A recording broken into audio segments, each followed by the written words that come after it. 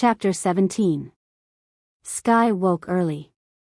She lay still for a moment, listening to the quiet hum of the bunker hidden deep inside the mountain. The bed had been warm, the blankets heavy, and for the first time in days she'd slept without jolting awake. Today they were supposed to move on.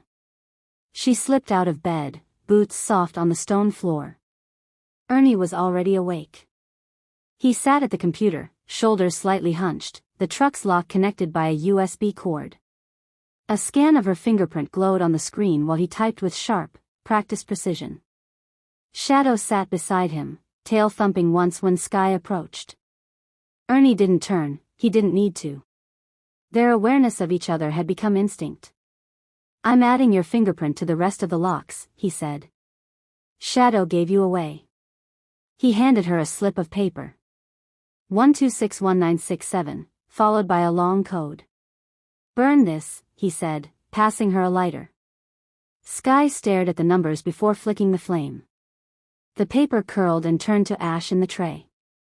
"That's the code to everything, my home at the compound too," Ernie said. Skye blinked at him. "Ernie. I think you're smarter than you let on." He gave her a small, quiet smile, the kind he only ever gave her. He unplugged the lock and slipped it into his pocket. He'd reattach it to the truck after they checked the cameras. No point compromising a fallback point. Especially one hidden inside a mountain where no one would ever find it unless they already knew it existed. Skye stepped beside him, resting a hand on his shoulder. Their breathing synced without effort. Ernie switched on the camera feed. Nearly 20 zombies milled outside. Some were from the ATV group. Others had wandered in, drawn by the gunfire. Bodies lay scattered across the ground, half-eaten by scavengers. The zombies themselves were untouched. "Looks like we've got work to do before we leave," Skye said. Ernie nodded. "We're not firing the guns again.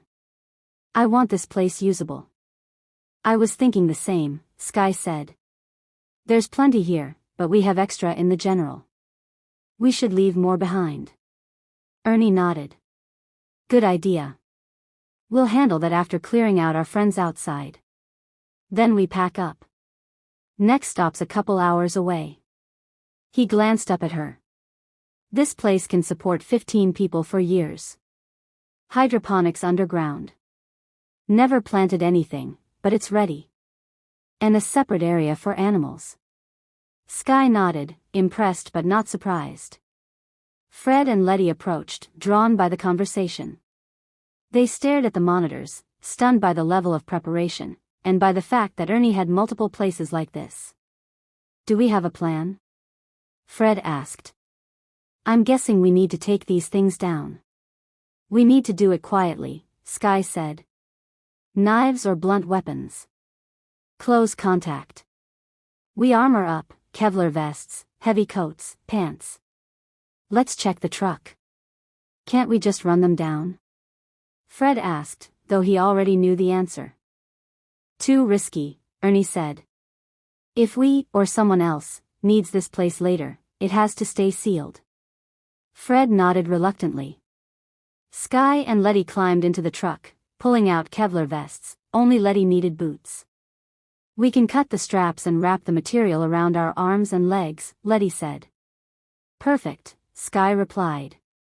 "It'll be hot, but better than getting bitten." Skye stepped out and began cutting strips from the vests, securing them around everyone's arms and legs. "Check your range of motion. We'll leave some areas exposed for mobility, but this will protect the main spots." By the time she finished, the group looked like overstuffed pillows, but protected ones. The guys gathered tools, pipes, hammers, crowbars. Each person strapped on a crowbar. "We work in pairs," Ernie said. Fred nodded. "Take out the knees if you can." "How are we getting out?" "I built each place with an emergency exit," Ernie said, pointing to a camera feed of a waterfall. "We go out through there." Most zombies were clustered near where they had entered the mountain, leaving 15 feet of space to the waterfall exit. Ernie grabbed extra Kevlar and fashioned armor for Shadow. "Shadow, guard," he said, patting the dog. They followed Ernie to the back of the cavern. He opened a hidden door, revealing a curved hallway leading toward the waterfall. The sound of rushing water grew louder. Cool mist hit their faces as they stepped outside. They moved carefully, weapons ready. The zombies noticed them immediately, groaning as they lurched forward. "Stick to the plan," Skye said. The first zombie lunged at Fred. He kicked it hard in the chest. It didn't feel pain, but the force knocked it back. Skye grabbed its hair and drove her knife into its temple. Letty and Ernie worked together, kicking zombies down and finishing them with knives or hammers. Shadow darted toward a stray zombie, biting its leg and dragging it down. Ernie dispatched it with a swift blow. Skye spotted one getting too close to Ernie. She lunged, striking its knee and dropping it before stabbing it cleanly. Ernie gave her a quick nod, the same nod she'd given him earlier. Minutes felt like hours, but eventually the ground was littered with re-dead bodies. The group was breathing hard but uninjured. "Everyone okay?" Skye asked. They nodded. Shadow wagged his tail proudly. "Let's clean up," Ernie said. "Then showers. Then we leave supplies and seal this place." They washed gore off their makeshift armor under the waterfall spray before heading back in the shelter to the showers. Hot water steamed the rooms, washing away blood, sweat, and the lingering adrenaline. When they regrouped, hair damp and clean clothes on, Ernie climbed up to hand down extra supplies Skye had gathered from Custer. There was plenty here already, more than he'd mentioned, but leaving extra wasn't a bad idea.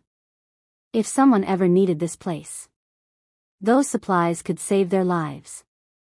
Ernie decided to leave half the extra supplies here and half at the next location. Even though the next site was better stocked, it never hurt to have more. They worked in quiet efficiency, Skye and Ernie moving in that familiar mirrored rhythm, the kind that made Letty watch them with a soft, knowing expression. For now, they had a plan, a direction, and each other.